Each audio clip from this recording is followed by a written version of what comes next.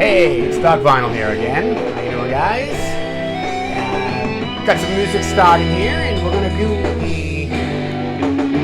a different show today.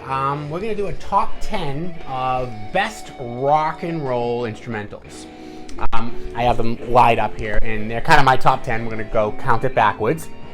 Of course, I thought I'd open up a little music here, some great instrumental. So now I'll just turn that down and start to discuss the criteria of the top 10 selection. It's got to be a song that has absolutely no vocals to it. And you know, there's a couple of bands I was looking through my collection here, and I'm like, wow, like Yes was the first one that comes to mind. Oh, the instrumental band, very strong instrumental band, but almost every major song has a vocal element to it.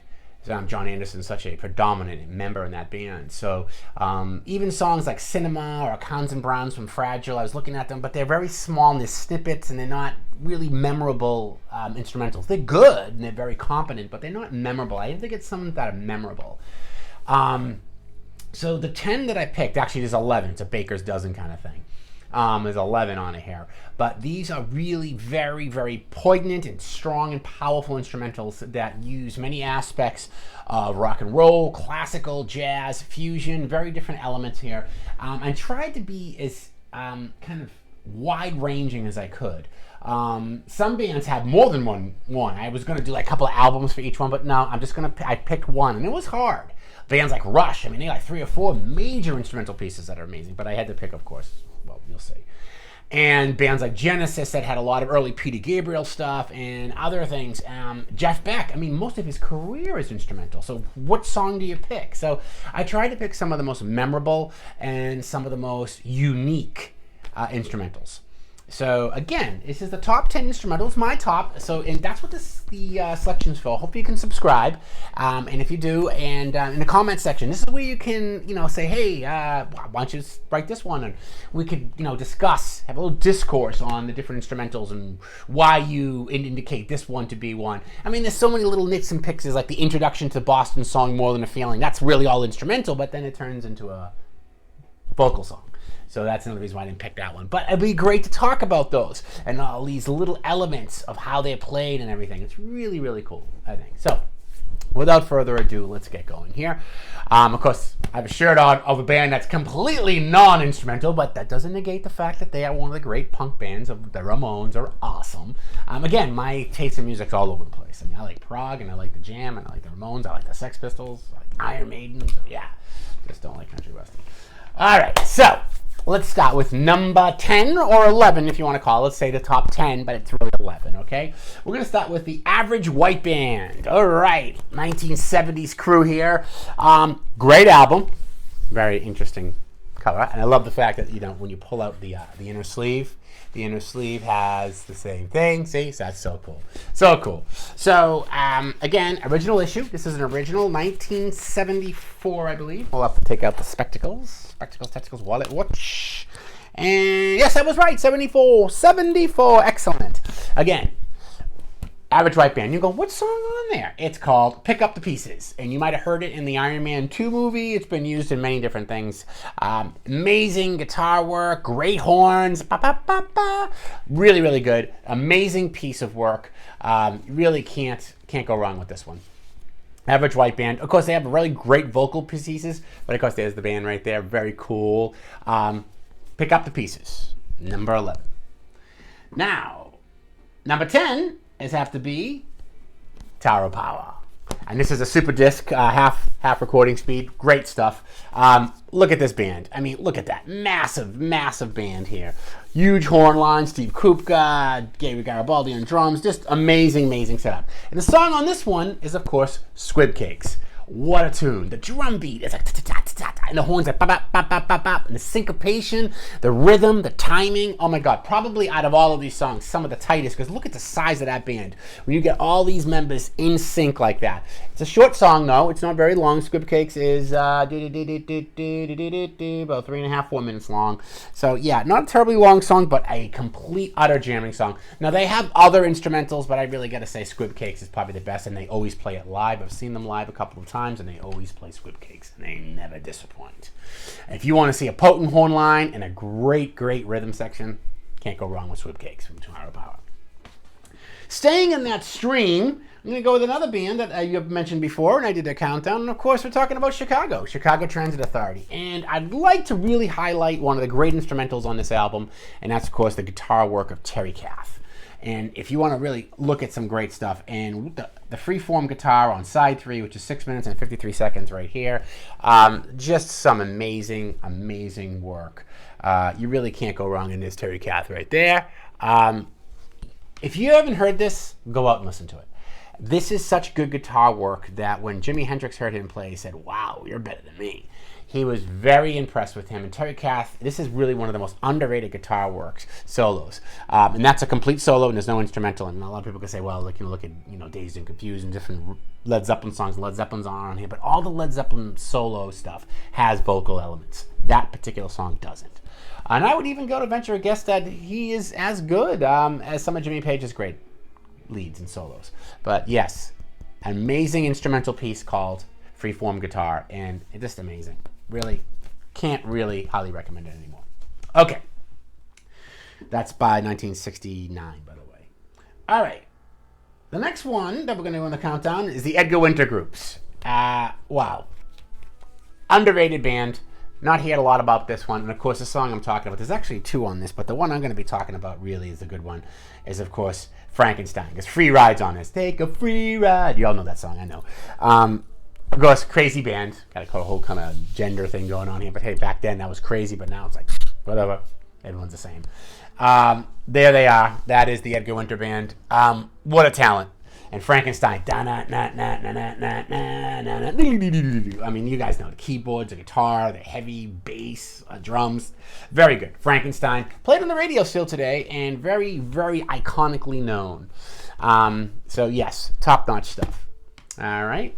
And that is number 11, 10, 9. That's number 8. Let's get into number 7. Now, number 7 is one well-known, but it's an instrumental. It's the intro overture, and it's still one of my favorites. Of course, I'm talking about Tommy. The overture, the intro overture to Tommy, which is right here. Let me open this up. Oh, God, it's always fun to open this. It's like a triple album thingamajig without ruining it. Ah, there it is. They had to make things difficult back then, especially these guys on drugs and stuff. How many album covers did they rip back then? But hey, whatever. Yeah, overture, which is 5 minutes and 58 seconds, and then it goes into a boy. The overture on Tommy is just amazing. Of course, it was played with orchestra, and of course, it was done really well quite a few times. You really can't go wrong with it. Well-known, probably one of the most well-known out of all the instrumental pieces here. One of them. I wouldn't say, maybe. Hard to say. I avoided the Beatles because they did do some instrumental stuff, but then there's vocal elements to it. So these are all, again, purely instrumental. So at number 7, we're looking at Tommy the Who. Number 6 is, of course, Genesis. And the song I'm talking about here that is just amazing. This is Trick of the Tail. And the song I'm talking about, of course, is Los Endos. If you haven't heard it, go check it out. It got some serious jamming. Phil Collins drumming, some top-notch. Tony Kaye on the keyboard, Steve Hackett, and Mike Rutherford on guitar and bass. Just really, really good stuff. This is, of course, the first album without Peter Gabriel, when Peter Gabriel leaves the band. But it really just showcases some of the great talent. And Los Endos is really, they've done it live. I have it on Seconds Out, too, live. Amazing solo. Amazing work. Great instrumental piece. All right. And that's number 6. Number 5, Jeff Beck. Now, there was so much I could do with Jeff Beck, right? I was like, okay, I could do There and Back, which is one of my favorite albums, and there's the Guitar Workshop, and then there's Flash, and the stuff he did. But some of the stuff he did with Rod Stewart early on obviously had vocal elements on it, but by far, I think his most readily available and most well-known instrumental piece he wrote, of course, is Freeway Jam from the album Blow by Blow. They still play it on the radio today. Just amazing guitar works. Probably one of my favorite guitarists in rock and roll. I mean, Beck is just amazing. Everybody, it's just, wow. The guy is just amazing on guitar. and of course Yardbird member, the whole thing. So yes, the song on this one is Freeway Jam. Great stuff. If you haven't heard it, I'm sure you have on the radio, but great one. Okay, now we're getting into number 4. Number 4, it should be higher up a little bit, but it just didn't make it a higher up because there's just too many stuff out there that I love. But of course, number 4 is YYZ by Rush. Great song. It's on Guitar Hero. I know. Great instrumental. Not my favorite. One of my favorites, but not my absolute favorite. I was going to put my absolute favorite on here, but I wanted to do a little balance between popularity versus favorite. I love La Villa Strangiato on Hemispheres. I also love Xanadu, but that has some vocal elements to it. So I thought I'd go with YYZ. YYZ as an instrumental piece is just really YYZ. I mean, it's tight, it's fast, it's quick. It's just really good. They've played it live. I've seen it live many a times when I've seen Rush. Great shit. Really can't go wrong. And rest in peace, Neil Peart. I mean, he plays the plywood in that. He mics up plywood and breaks it. Oh, it's just insane. Very, very cool. Great instrumental. YYZ. I'm sure you're all familiar with it. Okay, next one's going to be a little bit different, but just one of the most amazing, difficult rock and roll instrumentals to ever play. And of course, I'm talking about Frank Zappa, Hot Rats, and of course, I'm talking about Peaches and Regalia. This album came out in 1970. Just an amazing Frank Zappa album. The work is amazing. You just listen to Peaches and Regalia, and you see the keyboard work by Ian Underwood, and the guitar work, Captain Beefheart's vocals on Willie the Pimp. It's just amazing. But Peaches and Regalia is just really, really, really amazing piece. It's one of the pieces you could listen to over and over again and hear something different every time. Some of the tightest work you'll ever hear, and some great, great guitar rhythm work. Okay. Now we're getting into number 2. When I open up the show I was playing it from, and of course I'm talking about King Crimson Red, which is number 2. King Crimson Red is just amazing. This is an amazing album. This is, of course, a trio, which of course was some work with David Cross and Ian McDonald on alto sax and a couple of saxes here and there, but this is predominantly the 3 of them, which was, of course, John Wetton, Robert Fripp, and Bill Bruford. This is an iconic album. This is actually one of the albums I believe that Kurt Cobain of Nirvana owned, and he was very influenced by their sound. And this is the landscape, the musical landscape in Red is just amazing. The harshness of the guitars and the interlinking of the different rhythms and the melodies it's a very, very complex piece, and it's absolutely amazing and well done as number 2. Now, as you all know me, and you know my favorite band, and I am going to be doing them soon, but I haven't. And of course, by far, one of my favorite absolute instrumentals of all time by far is, of course, Emerson, Lake and Palmer, and of course, I'm talking about Toccata. And this is a piece originally written by Alberto Ginastera, a South American composer, and Toccata is just insane. If you've never heard it, maybe if you're the older bunch of myself and remember Creature Double Feature on channel 38, I think it was, or 56, they used to play it for the intro in Creature Double Feature, and the overdriven organ amps with the Leslie cabinets. Oh my God, the bass. This is one of the first songs to introduce electronic percussions, which of course Carl Palmer was the first drummer to employ and record electronic percussions, which he, by the way, had to put together himself and uses on this album. It's amazing. Trigger pads, there's timpanis in this, tubular bells. The percussions are insane. The keyboards are amazing. Piano, synthesizer, Moog, organ, and then of course Greg Lake's amazing bass playing, and just amazing keeping the whole tune together. It is really amazing. And of course on Welcome Back My Friends, the show that never ends, I play it live, and of course this is just probably one of the most iconic albums of all time with the whole thing here, and you just open it up, and yeah, it's just very, very cool. So my number 1 is Emerson, Lake and Palmer, Toccata. No big surprise. So to recap, Emerson, Lake and Palmer number 1. Okay. Red, number 2.